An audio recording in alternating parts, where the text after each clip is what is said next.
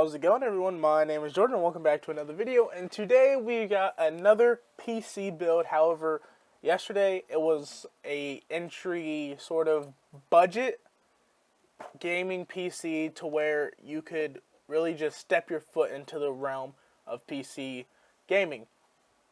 Today we got gonna play any game that you ever want, high frames, everything, no lag, no nothing. You should have no problems with this. Of course, with that comes some moolah, and this build is gonna run you about $1,500 to $1,500, give or take, you know. But with that being said, our first PC part is the CPU, and we went with the Intel Core i5 6600K 3.5 GHz quad-core processor. Now, this thing is freaking phenomenal. It has amazing overclocking. It's just going to be perfect for you. It does not come with a stock cooler, I believe, or it may.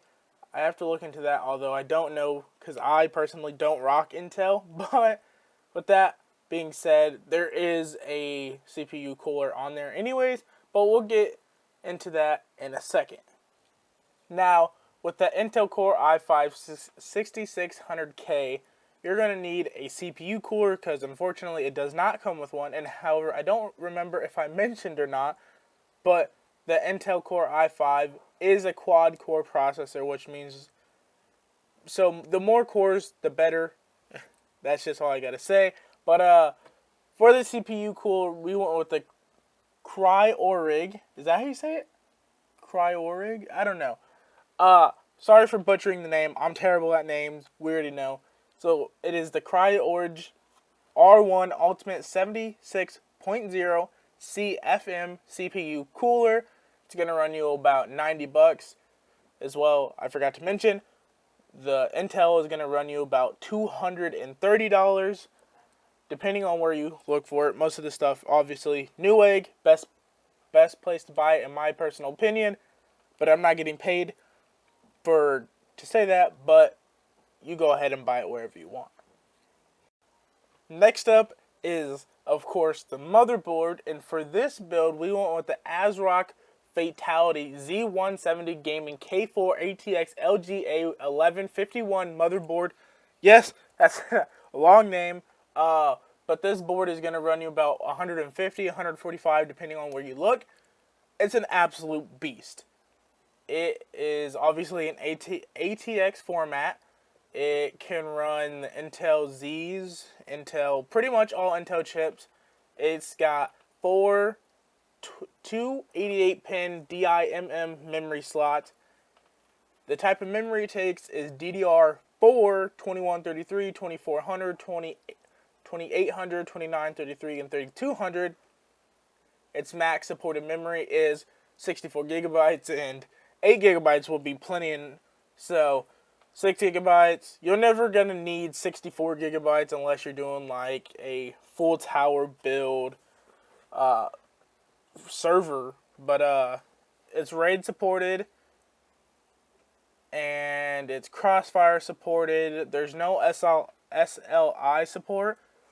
It's got two SATA 6 gigabytes. It's got two SATA Expresses. There's one 100, and one 1000 Mbps Ethernet ports on board. And yes, it's got USB 3.0 headers on board.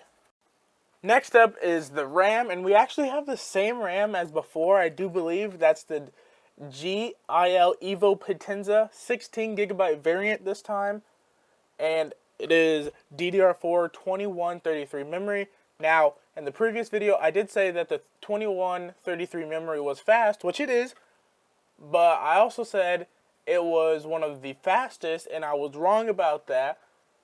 DDR4 speeds are a little different than DDR3 speeds. DDR4 speeds run 2133, 2400, 2800, 2933, and 3200 variants of speed, which means that the 2133 is the lowest. However, it's no big deal because you are running DDR4, and it's just These RAM sticks are the best for the price, especially if you're going for a black and red theme or anything involving red. These are the best. And they look pretty good, as you saw last time. And they're going to run you about $53, so $50 because I'm American and I round down. But they're just really good, and you should have no issues with it. It's going to fit on the motherboard fine. It's going to run with the Intel processor fine. It's just going to be overall really good RAM. Next up is that sweet, oh sweet storage to house all of those amazing games that you are going to be playing. But first, of course, with a build this expensive, we're going to go with a really good SSD. And for this build, we got the SanDisk Ultra 2 960 gigabyte 2.5 SSD. This thing is an absolute beast for two reasons. One, it's an SSD, so it's automatically faster than your normal HDD. Two, it's 960 gigabytes. Oh my god, that's an extreme amount. Let's just say it's 1 terabyte, alright? Even if it's not technically 1 terabyte, what are you going to use? That's just insane. And is it necessary? I would say yeah, because maybe you want to put some bigger games like Battlefield 1 when it finally comes out. I know beta, but it's not out yet. When that comes out, maybe you want that to run just faster on your computer. So you put that on there. That's going to be a pretty big game. So, I mean, yeah, there's use for it. Maybe not. If you feel like going with a smaller one, saving a little bit of money, hey, that's on you. But this one's going to run you about $215. But then, for all your other necessities, let's say you're a YouTuber or you're a streamer or whatever, you want to hold your videos so you can upload them later. For this build, we went with the Toshiba 3 terabyte, 3.5, 7200 RPM internal hard drive. It's going to fit in your normal hard drive base, and it's got 7200 RPM. It's not the fastest, it's not the worst. It's pretty good, but the main thing is for 3 terabytes, one, that's a lot of storage. This one's going to be a little bit cheaper than normal, like Western Digital's. Those might be a little more expensive depending on what you want. And this Toshiba one is going to be fine. You should have no issues. It's going to run you about $85. Now on to the graphics card, the main component of the PC, the one that everybody wants to know what you're rocking. And if you get this build, you can tell your homies that you're rocking the Asus GeForce GTX 1080 8GB turbo video card. This thing is an absolute freaking beast. You're never going to have a problem with 1080p gaming again. I don't know if you have a problem now, but you'll never have a problem. I don't care what game it is. And you also should be getting decent frames. Let's just say 30, because I actually haven't tested it. I don't own this one. This one's a little too much for me at the moment. You're going to be getting, let's say, 30 frames a second with 4K gaming, maybe even higher with your Intel and your extremely fast RAM. I don't know. You might even get like 50 if you put on 4K medium. You might get 60. I don't know. You're going to get extreme FPS with this graphics card. It is pricey, and there are some more money well-endured graphics card like the... Oh man, hang on. It hit me. It just went away. The Founders Edition of the same card, but just the Founders Edition. Yeah, that was awkward. It hit me. I forgot about it, but yeah, it's gonna run you about $600. I know that's a lot, but you never want to cheap out on your graphics card if you can afford it. Now on to that PC part that powers your whole computer. Something that you can't use a PC without. That's obviously the power supply. And for this build, we went with the Seasonic G 550 watt 80 plus gold certified semi-modular ATX power supply. It's going to run you about $77. So let's just say $80 on the high side. this power supply, you're not going to have any issues with it. It's semi-modular, so you're not going to have all of those stupid wires just chilling in your case.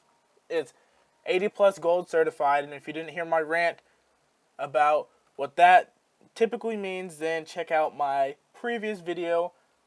It just pretty much, I'll give you a summary. Okay, it's power surgeon protection, pretty much. But it is 550 watt. You're not going to have any issues. This build is going to be about 400 wattage, so you have some more room to upgrade if you so please in the future. But even if you do upgrade, I don't see how you'll use more than 400 watts and you're upgraded, unless you're doing, again, a full tower server build. 400 watts, you're going to be great. 550 watts, you're great. You're not going to need to buy another one of these. This power supply is pretty good. And for the final PC product that you might or might not be purchasing is going to be the case. And for this particular build, we're going with the NZXT H440. This is the matte black / red ATX mid tower case variant, because yes, this is a red and black color scheme. And this case is freaking phenomenal. It's going to run you about $110 to $120-ish, depending on where you look. I personally have this case. I have this case, but it's the white variant of it, and I think it's freaking phenomenal. It comes with so many extra added lights. It comes with so many extra components and zip tying space, and it comes with soundproofing. The only issue that I have is if you don't get a semi-modular power supply, it's going to be hard to put on the back, which is really true, because I didn't buy a semi-modular when I first built my computer. So I had to go through the hell of trying to fit them just random places. But anyways, this is gonna be an awesome case for you. You're really gonna like it. Some people might not like how big it is, but that's to be expected with a mid-tower case. They are pretty hefty in size.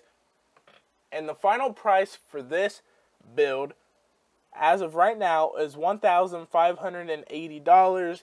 You might find some mail-in rebates, some different pricings. It really just honestly depends where you search to find the PC parts. But with that being said, I hope you guys did enjoy the list, and if so, then show me your support. Sorry. I love you guys so much. Thank you for continuing to support my channel. With that being said, I will catch you in the next one. Peace.